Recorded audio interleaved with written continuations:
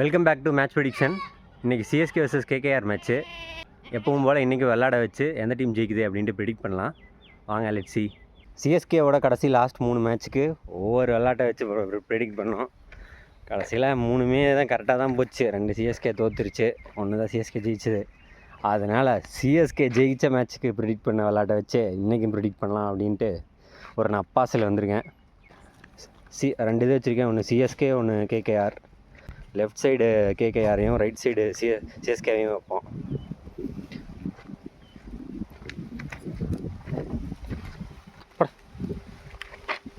So left side KKR, right side CSK.